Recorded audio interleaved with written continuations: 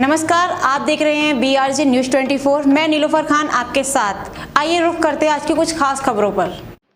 फिरोजाबाद नगर निगम के जलकल विभाग में कार्यरत टैंकर चालक की टैंकर के नीचे आने से मौत हो गई। इस हादसे के बाद जलकल विभाग के कर्मचारियों और विभिन्न यूनियन के पदाधिकारियों ने हड़ताल कर दी।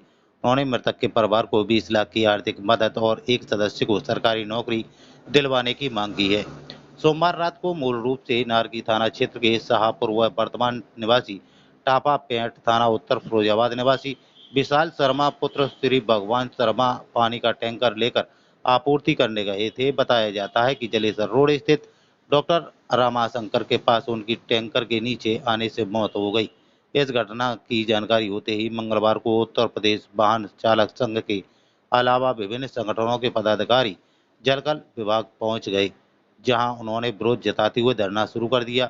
यूनियन के पदाधिकारी मृतक कर्मचारी के परिजनों की आर्थिक मदद करने की मांग कर रहे थे। कर्मचारियों की मांग है कि मृतक के परिवार को 20 लाख रुपए की आर्थिक सहायता और एक सदस्य को सरकारी नौकरी दी जाए, जिससे मृतक के परिवार का पालन पोषण हो सके। उन्होंने अभी तक अधिकारियों द्वारा इस मामले में मृतक के परिवारजन की मदद करने के लिए न आने पर नाराजगी व्यक्त की। कर्मचारी की मौत के बाद हड़ताल कर रहे कर्मचारियों के बीच शहर विधायक मनीष असीजा पहुंच गए। उन्होंने कर्मचारियों से बातचीत सुनने के बाद मृतक के परिवारजनों को हर संभव मदद का भरोसा दिलाया। उन्होंने आश्वासन दिया कि मृतक कर्मचारी के परिवार के साथ उनकी पूरी सहानुभूति है।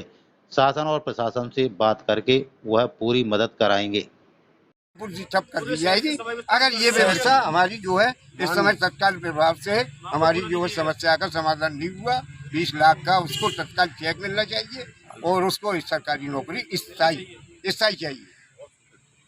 प्रदेश वाहन चालक संघ यहाँ पर धरना दे रहा है और साथ में हमारे संगठन के पदाधिकारी योगी सरन जी हैं और भी उनके जिलाध्यक्ष महानगर अध्यक्ष हैं।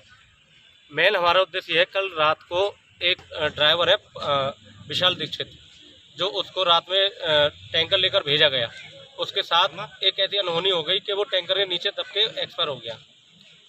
तो अधिकारियों ने जब कोई शुद्ध नहीं ली तो अब हम लोग यहाँ बैठे हुए, जब तक उसको मुआवजा नहीं मिलेगा 20 लाख उसकी पत्नी को, उसकी नौकरी सरकारी, जब तक हम लोग यहाँ से नहीं उठेंगे। और हमारा उद्देश्य यही है कि जब तक उनको हम लोग अधिकार उनका हक नहीं दिलाएंगे जब तक यहाँ से नहीं उठेंगे। और मैं आपके चैनल के माध्यम से मैं एक बात और बता देना चाहता हूँ, नगर निगम में वर्कशॉप में लगभग 15-16 गाड़ी कंडम हो चुकी हैं, जो कि ड्राइवर अपनी रिक्स पर उनको भेज दिया जाता है। जब वो यहाँ के जो लोग हैं उनसे कहते हैं तो उनसे कह दिया जाता है कि आज शाम को करा देंगे, आज दोपहर में करा देंगे, लेकिन बाद में फिर वही हो जाता है। फिर सुबह आती है, फिर उनको यही आश्वासन दिया जाता है।